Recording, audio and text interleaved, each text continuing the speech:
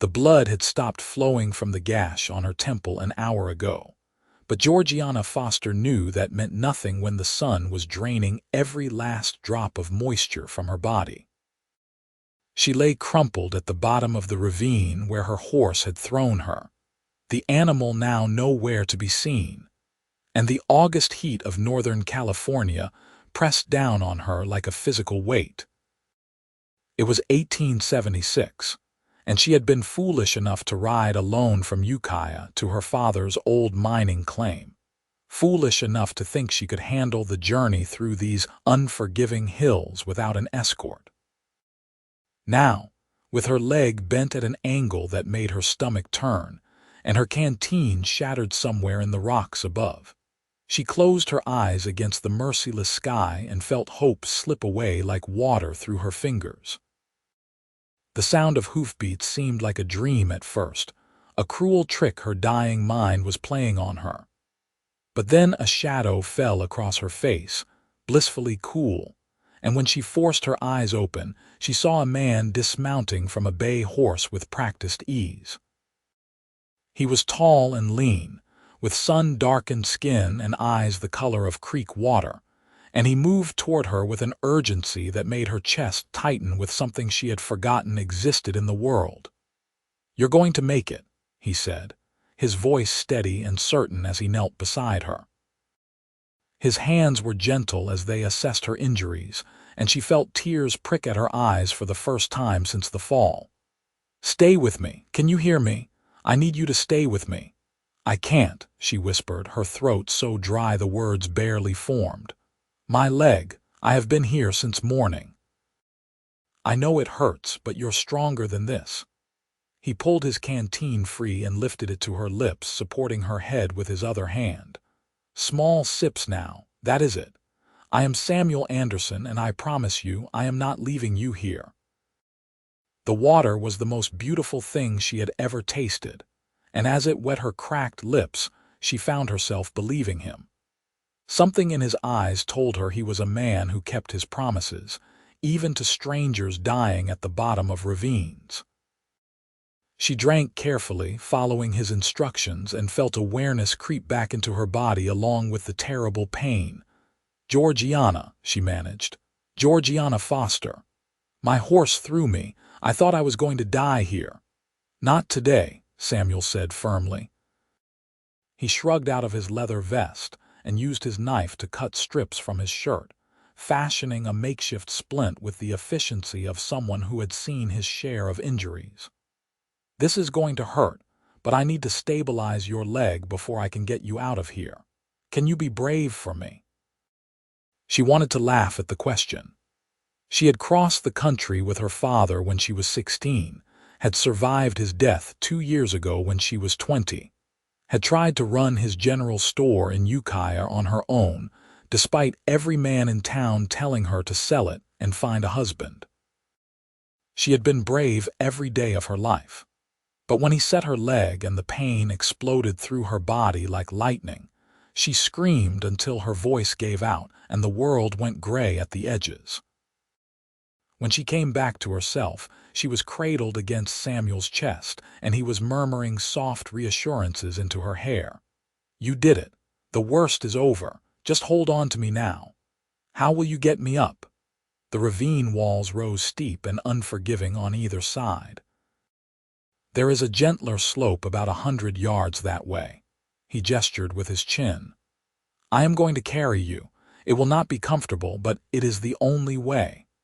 She should have protested, should have told him he could not possibly carry a full-grown woman that distance in this heat. But the warmth of his body against hers and the steady beat of his heart beneath her ear had become the only real things in a world of pain and heat shimmer.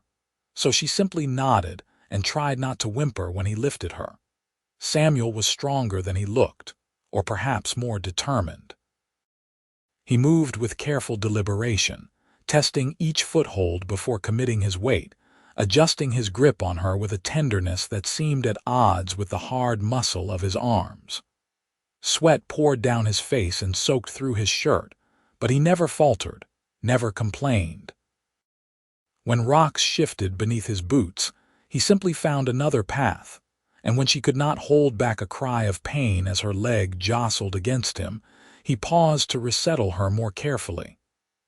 "Tell me about your father's store," he said, his breathing labored but his voice still calm. "Keep talking to me, Georgiana." So she told him, in fragments broken by gasps and pauses, about the general store on Main Street in Ukiah, about the miners and ranchers who came in for supplies, about the widow Thompson who always tried to pay with jars of her terrible pickles, about the way the morning sun slanted through the front windows and made the dust motes dance like gold. She told him because he asked, because his voice kept pulling her back from the gray fog that wanted to claim her, because somehow it seemed important that this stranger know who she was before she died. But she did not die. Samuel reached the top of the ravine and laid her carefully in the shade of a scrub oak, and she was still breathing, still talking, still alive. He brought his horse over and gave her more water, then fashioned a litter from branches and his bedroll with the same quiet competence he had shown with everything else. "There is a doctor in Ukiah," he asked, "Dr. Pemberton, on 2nd Street. Then that is where we are going." He secured the litter to his saddle with rope, creating a makeshift travois that would drag behind the horse. It was not elegant, but it would work. "This will be a rough ride. I am sorry." "You are saving my life," Georgiana said, and was surprised to find she was crying. "You have nothing to be sorry for." His eyes met hers, and something passed between them that had no name yet, something that made her breath catch in her throat for reasons that had nothing to do with injury or pain. Then he mounted his horse, and they began the slow journey back to town. The ride was agony. Every stone and bump translated into fresh torment through her broken leg, and the sun beat down without mercy, even though Samuel had draped his vest over her for shade. But he stopped frequently to check on her, to give her water, to adjust the litter when he thought she might be more comfortable. And he talked to her the whole way, asking questions, telling stories, doing whatever it took to keep her conscious and focused. She learned he was 26 and had worked as a ranch hand since he was 15, that he had been on his way to Mendocino to take a foreman position when he had seen the buzzards circling, and decided to investigate. She learned his mother had died when he was young, and his father had drunk himself to death 3 years later, leaving Samuel to make his own way in the world. She learned he had a scar on his shoulder from a longhorn's horn and another on his hand from a branding iron, and that he could not carry a tune in a bucket but loved music anyway. "Why did you stop?" she asked when they paused in the shade of a valley oak. Most men would have assumed the buzzards were after an animal. Samuel was quiet for a moment, adjusting the bandage on her head where blood had started to seep through. "My sister died in a fall from her horse when I was 12, he said finally. "She was alone, and nobody found her until it was too late. I swore I would never ride past someone in trouble, no matter how unlikely it seemed they needed help." "I am sorry," Georgiana whispered. "Me too. But maybe some good came of it today." His hand lingered on her cheek for just a moment before he pulled away and remounted. "We are almost there. Another hour, maybe less." Ukiah appeared on the horizon like a mirage, the scattered buildings of the small town wavering in the heat. Georgiana had never been so grateful to see the dusty streets and wooden storefronts that made up her home. People stopped to stare as Samuel rode down Main Street with his makeshift travois, and by the time they reached Dr. Pemberton's office, a small crowd had gathered. The doctor was a gruff man in his 50s with gentle hands and sharp eyes. He took one look at Georgiana's leg and started barking orders to his nurse. Samuel carried her inside and laid her on the examination table with the same care he had shown throughout their entire journey, and when the doctor shooed him out so he could work, Georgiana felt a surge of panic at the thought of Samuel leaving. "Will you wait?" she asked, reaching for his hand. His fingers closed around hers, strong and sure. "I will be right outside that door. I am not going anywhere." The doctor worked for what felt like hours, resetting her leg properly and stitching the gash on her head. He gave her laudanum for the pain, and the world became soft and distant. But even through the haze, she kept thinking about the cowboy who had appeared when she had lost all hope, who had promised she would make it, and then made sure his promise came true. When she woke, the light coming through the window was different, softer. Evening, she realized. She had slept through the afternoon. The doctor was gone, but Samuel sat in a chair beside her bed, his hat in his hands and his eyes closed. He looked exhausted, his face drawn and his clothes still stained with her blood and dirt from the ravine. "You stayed," she said, her voice hoarse. His eyes opened immediately, and the relief that flooded his face made her chest ache. "I told you I would. How do you feel?" "Like I fell off a horse and broke my leg," she said, and was rewarded with a small smile, "but alive. Thanks to you. Dr. Pemberton says you will be fine, but you need to stay off that leg for at least 6 weeks. He has you in a proper cast now." Samuel leaned forward, his elbows on his knees. "Is there someone I can fetch for you? Family, friends?" The question brought reality crashing back. "No family. My father died 2 years ago and my mother before that. I have friends in town, but nobody who can help run the store." Panic started to build in her chest. "I cannot afford to close for 6 weeks. I will lose everything." "Then you need someone to run it for you," Samuel said practically. "I cannot afford to hire anyone, and I do not trust anyone enough to give them access to my inventory and money." She tried to sit up and gasped as pain shot through her leg. "I have to figure something out." Samuel was quiet for a long moment, turning his hat in his hands. "What if I did it?" he said finally. "I can read and write, I can do arithmetic, and I know how to work hard. You would not have to pay me much, just room and board and enough to save a little." Georgiana stared at him. "You have a job waiting for you in Mendocino, a foreman position. That is a good job. There will be other jobs, but right now you need help and I am offering."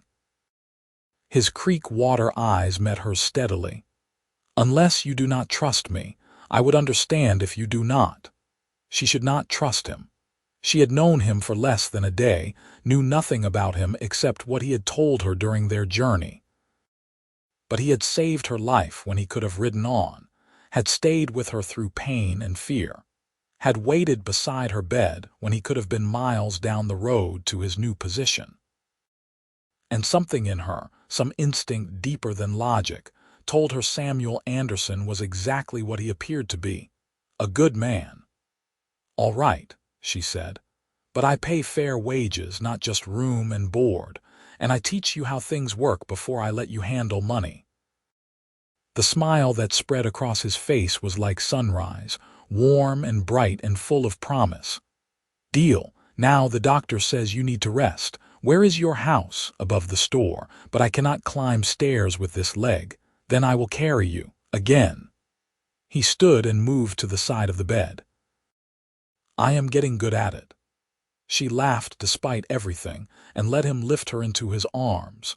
He really was getting good at it, she thought as he carried her out into the evening air. Or maybe she was just getting used to being held by him, to the way her body fit against his, and the steady strength of his heartbeat beneath her ear. The store was dark when they arrived, and Samuel had to set her down carefully to unlock the door with the key the doctor had retrieved from her pocket. The interior smelled like it always did, like coffee and leather, and the lavender soap she stocked for the ladies in town. Samuel carried her up the narrow stairs to her small apartment above, and she directed him to her bedroom with a strange feeling in her chest at having this man in her private space. He laid her on the bed and stepped back quickly, as if suddenly aware of the impropriety of the situation. "I should go find somewhere to stay for the night. The hotel, maybe." "There is a spare room," Georgiana said, "across the hall. It was my father's, but it has been empty since he died. You might as well use it if you are going to be working here." Samuel hesitated. "People will talk." "People always talk. Let them." She was suddenly too tired to care about propriety or reputation. "You saved my life today, Samuel. The least I can do is offer you a place to sleep." So he stayed. Over the next few days, as Georgiana lay trapped in her bed by her injured leg, Samuel proved himself to be everything he had promised and more. He was a quick learner, picking up the rhythms of the store with ease. She taught him where everything was kept, how to handle the inventory, which customers could be trusted to pay their tabs, and which ones needed to settle up immediately. He was patient with the elderly miners who took forever to make decisions, friendly with the ranch wives who came in for fabric and thread, and firm but fair with the few troublemakers who tried to take advantage of the new man running things. Evenings, he would bring dinner up to her room and they would talk while she ate. She learned more about his life, about the ranches he had worked and the places he had seen. He told her about driving cattle up through Oregon, about sleeping under stars so thick they looked like spilled salt, about the time a rattlesnake got into his bedroll and he woke to find it coiled on his chest. She told him about growing up as the only child of a restless man who kept dragging her from one town to another, about learning to read from whatever newspapers and books she could find, about the strange relief she had felt when her father finally settled in Ukiah and bought the store. "Do you ever want to leave?" Samuel asked one evening, sitting in the chair he had pulled up beside her bed. Georgiana considered the question. "Sometimes, when business is slow or the winters are hard, but this is mine, you know. I built it into something after my father died." He was never much of a businessman, always too willing to extend credit, too soft on people who took advantage. "I made it profitable. I made it work. That means something." "It does," Samuel agreed. "You should be proud." "What about you? Do you want your own place someday, or are you content to work for other people?" His eyes grew distant. "I have been saving for years. I want a small ranch, nothing big. Just enough land for some cattle and horses, maybe some chickens. A house with a real floor and glass windows. A place that is mine, where nobody can tell me to move on when they do not need me anymore." The longing in his voice made her throat tight. "You will have it," she said with certainty. "You work too hard not to." He looked at her then, really looked at her, and she felt heat rise in her cheeks that had nothing to do with fever. "I hope you are right." As the days turned into weeks, something shifted between them. It was in the way Samuel's hand would linger when he helped her sit up. In the way Georgiana found herself watching the clock in the afternoons, counting down until he would close the store and come upstairs. It was in the laughter that came more easily, in the comfortable silences that stretched between them, in the way her heart would leap when she heard his footsteps on the stairs. Dr. Pemberton declared himself pleased with her healing, and said she could start moving around with crutches after 3 weeks. Samuel fashioned a pair for her from sturdy branches, padding the crosspieces with strips of soft leather, and she practiced moving around her apartment while he spotted her nervously, always ready to catch her if she fell. "I am not made of glass," she protested when he hovered too close. "I know. But I did not pull you out of that ravine just to watch you fall down your own stairs." She made her way down to the store on her 4th week of recovery, determined to see how things were going firsthand. What she found made her stop in the doorway, balanced on her crutches, and just stare. The place was immaculate. Samuel had reorganized the shelves so things made more sense, had swept and mopped until the floors gleamed, had even fixed the squeaky hinge on the door that had been driving her crazy for months. More than that, the store was busy. She counted 6 customers browsing the aisles, more than she usually saw at once. Samuel was behind the counter helping Mrs. Chen select fabric, his manner professional but warm, and when he looked up and saw Georgiana, his whole face lit up. "You are up. Should you be down here?" "It is my store," she said, making her way carefully to the counter. "Of course I should be down here." Mrs. Chen turned and gasped, "Miss Foster, we have all been so worried about you. Mr. Anderson told us what happened. How terrifying." "I am healing well, thanks to him," Georgiana said, and meant it more than the elderly woman could know. Over the next hour, as more customers came and went, Georgiana watched Samuel work and felt something warm and precious grow in her chest. He had not just kept her store running. He had improved it, had made it into more than it had been before. And every time someone asked about her health, his eyes would flick to her with such obvious concern that several of the women exchanged knowing looks and small smiles.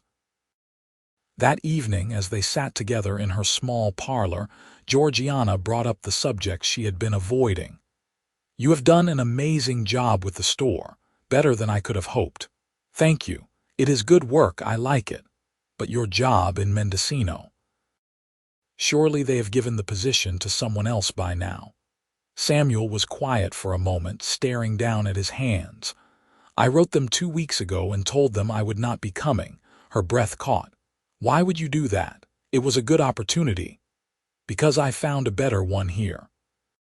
He looked up at her, and the expression in his eyes made her heart race. "If you will have me, that is. I know 6 weeks is almost up and you will be able to manage on your own soon. But I would like to stay, Georgiana. Not just as your employee, as your partner. I have some money saved. I could invest it in the store, become a co-owner. We could build it into something even bigger."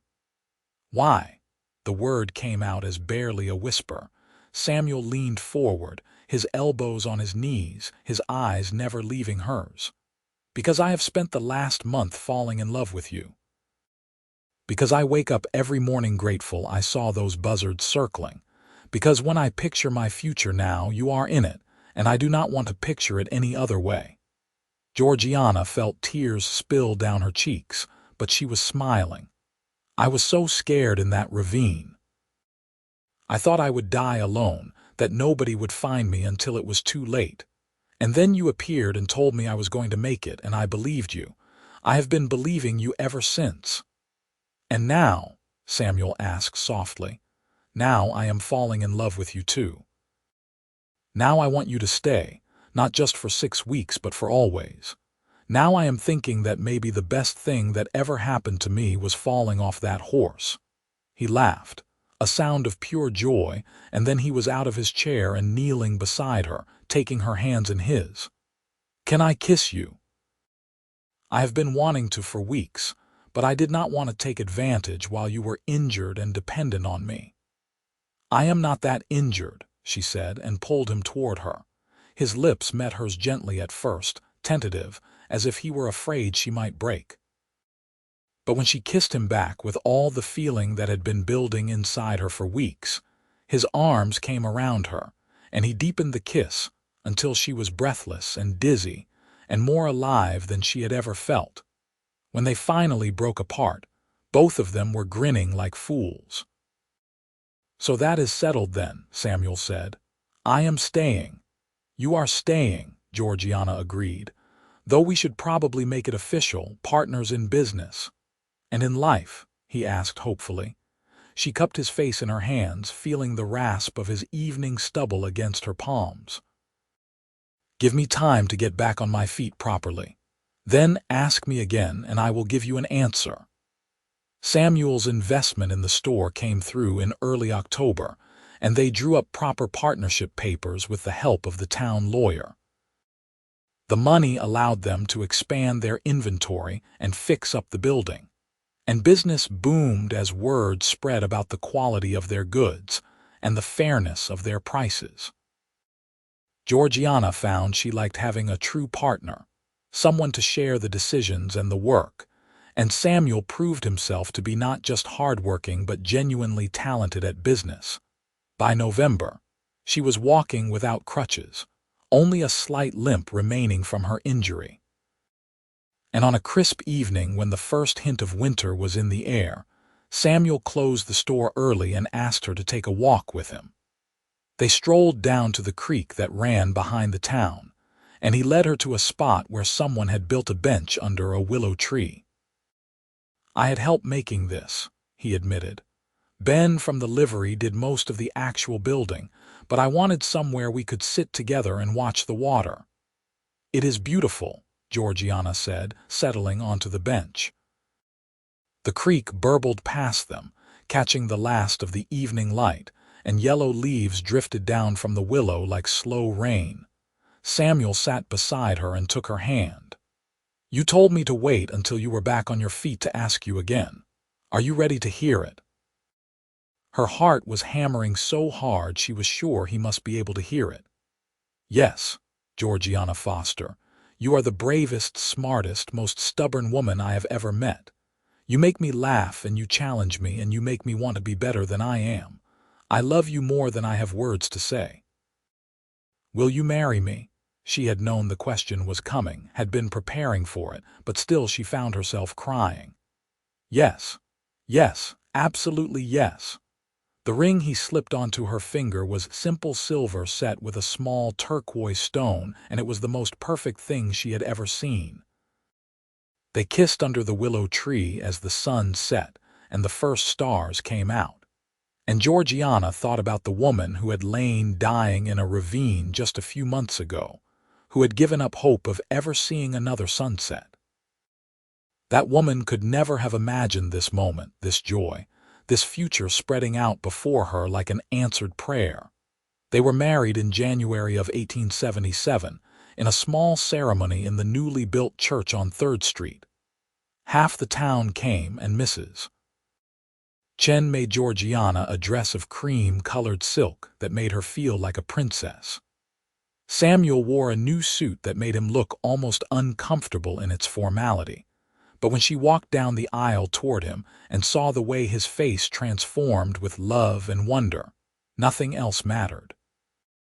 The winter was mild that year, and they threw themselves into expanding the business. Samuel had been right about his head for commerce.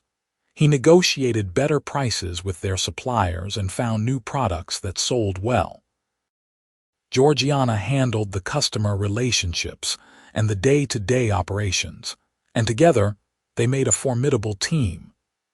By spring, they were doing well enough that Samuel started looking at property outside of town, searching for that ranch he had always dreamed of. They found it in March, 100 acres with good water and better grazing, a small cabin that needed work but had solid bones. It was more than Samuel had dreamed of affording so soon, but their combined savings and a loan from the bank made it possible. They kept the store in town, hiring a young man named Peter to manage it 3 days a week while they worked on building up the ranch. Those were hard months, filled with labor that left them both exhausted, but they were also some of the happiest of Georgiana's life.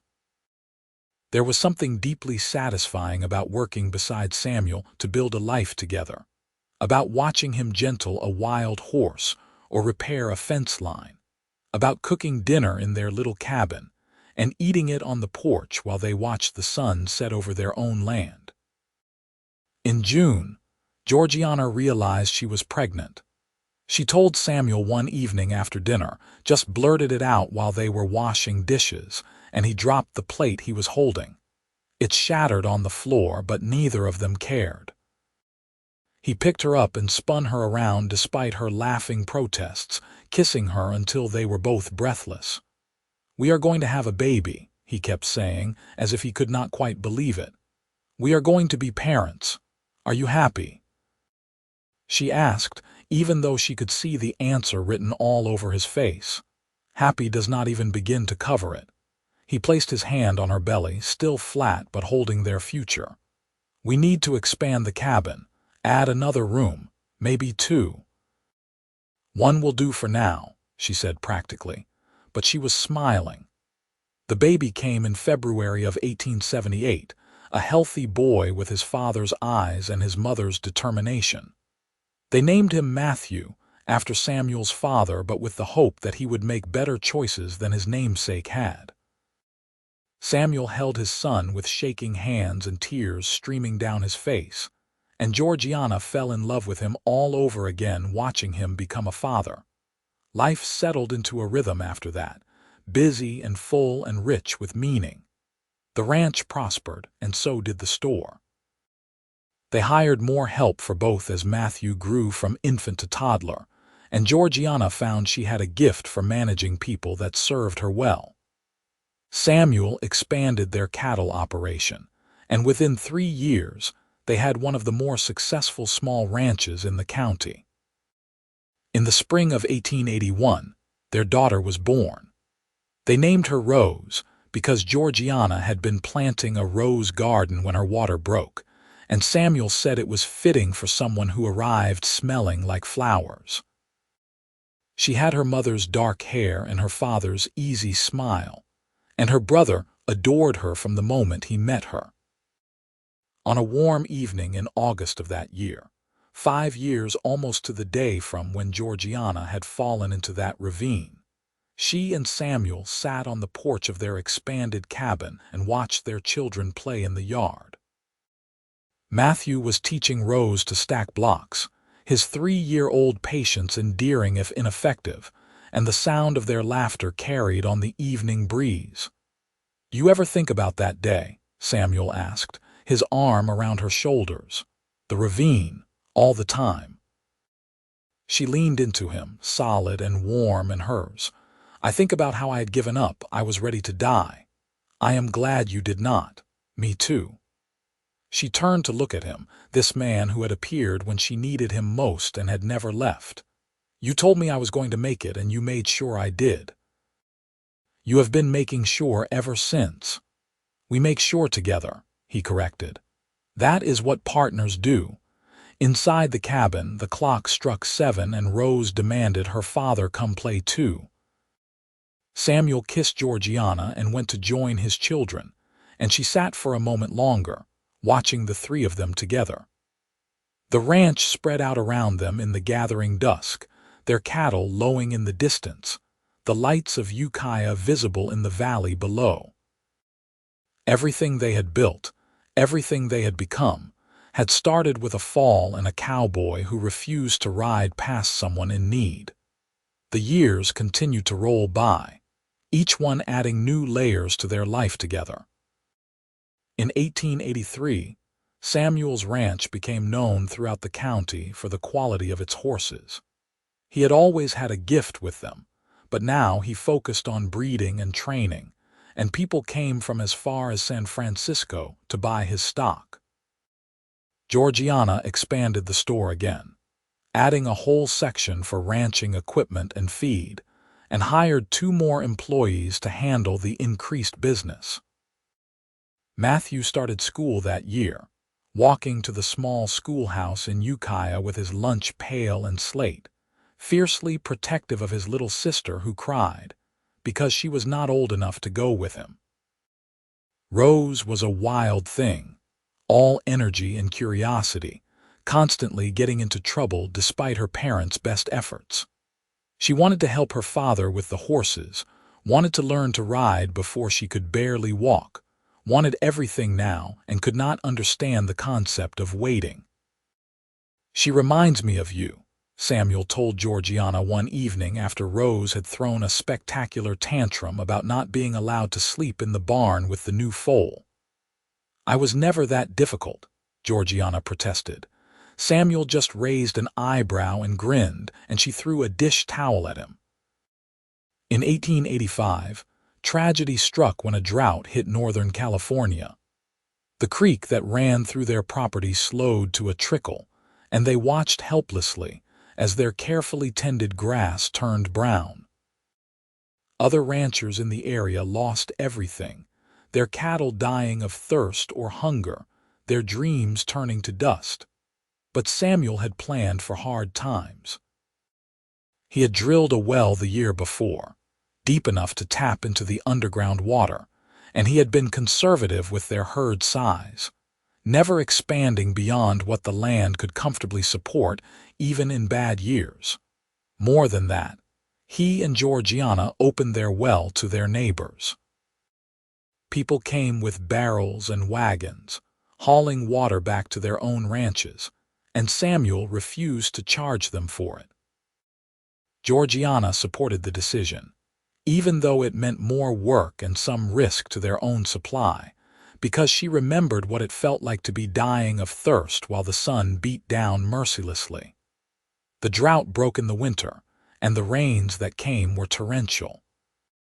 The creek flooded its banks and the valley turned green almost overnight, and the ranchers whose cattle had survived thanks to the Anderson well did not forget the kindness. When Samuel needed help repairing his barn after a storm, a dozen men showed up unasked.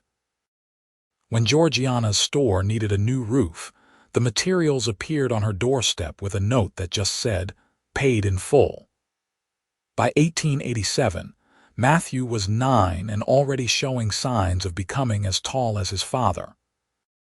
He had a serious nature that sometimes worried Georgiana, a tendency to carry the weight of the world on his small shoulders. But he was kind and responsible, and he had his father's way with animals.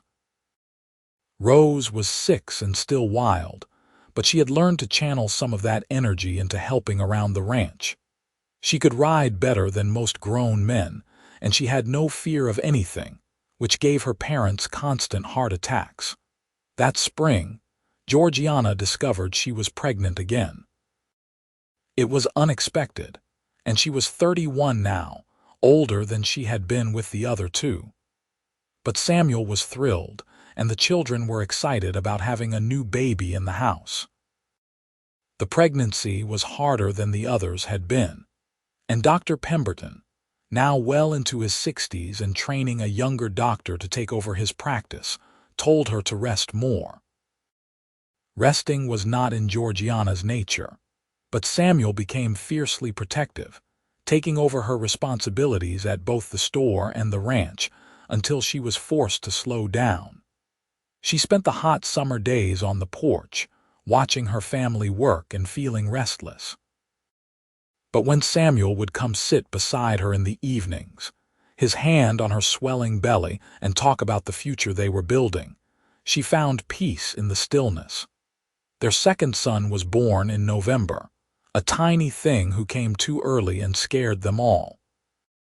They named him James, after no one in particular, just because they both liked the name. He was a fighter, though, growing stronger every day, and by Christmas he had gained enough weight that Dr. Pemberton declared him out of danger. The 1890s brought new challenges and new triumphs. The country was changing, modernizing in ways that seemed both exciting and frightening. Railroads crisscrossed the state now, and there was talk of automobiles, though none had made it to Ukiah yet. Samuel resisted some of the changes, preferring the old ways of doing things, but Georgiana saw opportunity in the new technologies. She installed a telephone in the store in 1893, one of the first businesses in town to do so, and it paid off when customers started calling in orders from the surrounding ranches. Matthew grew into a young man who looked so much like his father it sometimes took Georgiana's breath away. He had Samuel's height and strength, but also his gentleness, his steady reliability. He worked the ranch alongside his father, and there was talk of him courting the daughter of a neighboring rancher, a sweet girl named Elizabeth who blushed whenever Matthew looked at her. Rose, at 14, was still wild but had grown into a beautiful young woman. She could outride, outshoot, and outstubborn anyone in the county, and she had no interest in the traditional things that interested other girls her age. She wanted to run the ranch, wanted to train horses like her father, and she did not understand why some people thought that was strange for a girl. "Let her be who she is," Samuel told Georgiana when she worried about Rose's future. "The world is changing. Maybe by the time she is grown, it will have changed enough to make room for women like her." James was growing up clever and curious, always asking questions, always taking things apart to see how they worked. At 7 years old, he could already read better than his older siblings had at that age, and he had a gift for numbers that made Georgiana think he might be the one to really expand their business empire someday. In the summer of 1896, on a warm evening much like the one 20 years earlier when Samuel had proposed, they sat together on their porch and watched the sun set over the land they had built into home. The children were grown, or nearly so. The ranch was prosperous. The store was thriving. They had weathered droughts and economic downturns, sickness and injury, all the challenges that life threw at them, and they had come through it together. "You ever regret staying?" Georgiana asked, her hand in Samuel's. "That job in Mendocino might have led to bigger things." Samuel turned to look at her, and the love in his eyes had not dimmed at all in 20 years. "Not for 1 second. Everything I want is right here. Everything I need has been right here since the day I found you in that ravine. I was so scared that day. I thought my life was ending." "It was not ending. It was about to begin." He raised her hand to his lips and kissed it. "We were both about to begin." From inside the house came the sound of Rose arguing with James about something, and Matthew's deeper voice trying to mediate. Normal evening sounds in their full, noisy, perfect house. Georgiana smiled and leaned her head on Samuel's shoulder, feeling the solid warmth of him, the absolute rightness of being exactly where she was. "I love you," she said, as she had said countless times over the past 20 years. "I love you too," he replied, as he always did. "Thank you for staying with me." "Always," she promised. "Always." The years that followed were good ones, full of the joys and sorrows that make up a life fully lived. Matthew married Elizabeth in 1898, and they built a house on the edge of the Anderson property. Their first child, a son they named Samuel after his grandfather, was born in 1899, and holding her first grandchild made Georgiana feel ancient and young at the same time. Rose continued to defy expectations, eventually opening her own horse training operation that became known throughout California.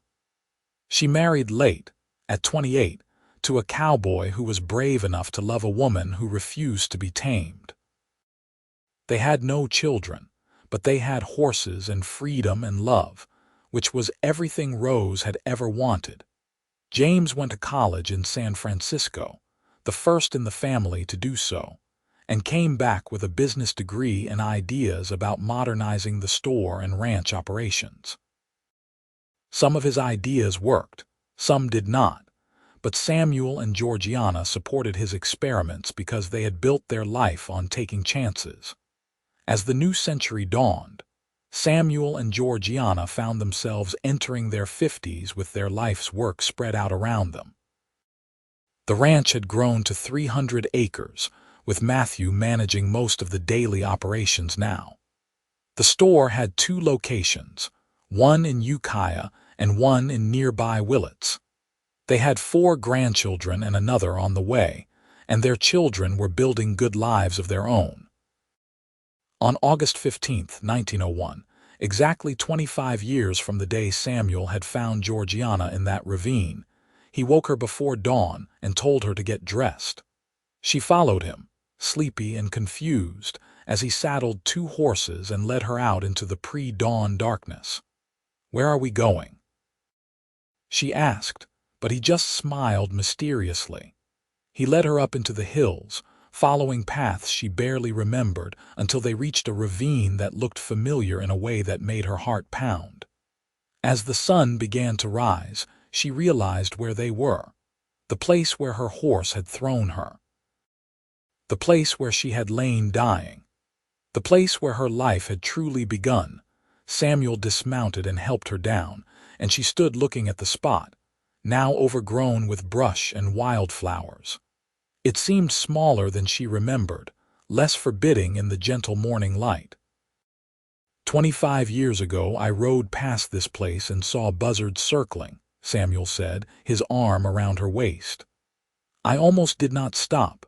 I was tired and hot and eager to get to Mendocino, but I thought about my sister and I decided to check, just in case. I am glad you did, Georgiana said, her voice thick with emotion. I found a woman who had given up hope, who thought she was dying alone. And I told her she was going to make it, that she just needed to stay with me.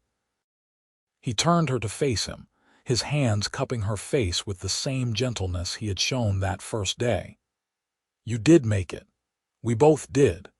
And I wanted to come back here to this place where everything started, to tell you that finding you was the best thing that ever happened to me. Every good thing in my life stems from that moment. Our children, our ranch, our life together. All of it started here. Tears streamed down Georgiana's face. I thought I was dying. I had accepted it, and then you appeared like an answer to a prayer I had been too frightened to say out loud. I am still here, Samuel said.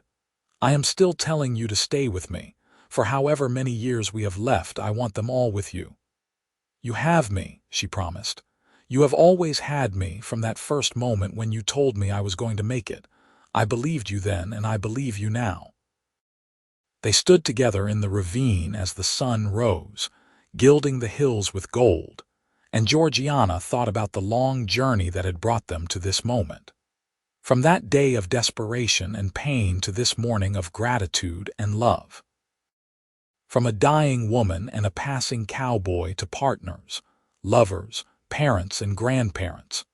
From two separate lives to one shared existence that had been richer and fuller than either of them could have imagined. They rode back to the ranch as the day warmed, to their children and grandchildren who were gathering for the anniversary celebration Georgiana had not known Samuel was planning. There was food and music and laughter, and as the sun set that evening, Samuel stood and raised his glass. 25 years ago, I found my wife lying in a ravine and I made her a promise. I told her she was going to make it, and I asked her to stay with me.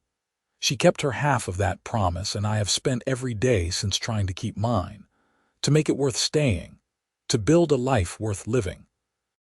And I want to thank her in front of all of you for saying yes, for fighting to survive that day and every day since, for being my partner and my love and the best decision I ever made. To Georgiana. To Georgiana, everyone echoed, raising their glasses. But Georgiana only had eyes for Samuel, for the man who had saved her life and then spent the next 25 years making sure it was a life worth saving. She raised her own glass to him, to the love that had grown from desperate circumstances into something strong and beautiful and enduring. To us, she said. To the cowboy who appeared when I had lost all hope and gave me everything I never knew I needed. To us, Samuel agreed, and in his eyes she saw their whole story reflected. The pain and the healing, the struggle and the triumph, the love that had sustained them through it all. They lived many more years together, growing old side by side, watching their grandchildren grow and have children of their own. The ranch continued to prosper, passing eventually to Matthew and then to his sons. The store became a fixture in Ukiah, known for fair dealing and quality goods for over 50 years.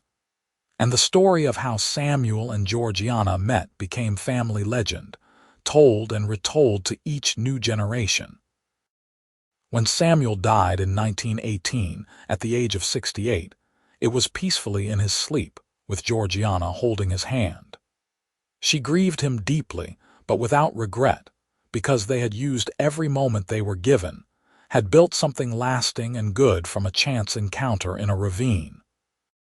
She lived another 7 years, surrounded by children and grandchildren and great-grandchildren, and when she closed her eyes for the last time, her last thought was of a cowboy appearing against a merciless sky, telling her she was going to make it, asking her to stay with him. And she had stayed. Through everything, she had stayed, and it had been worth every moment.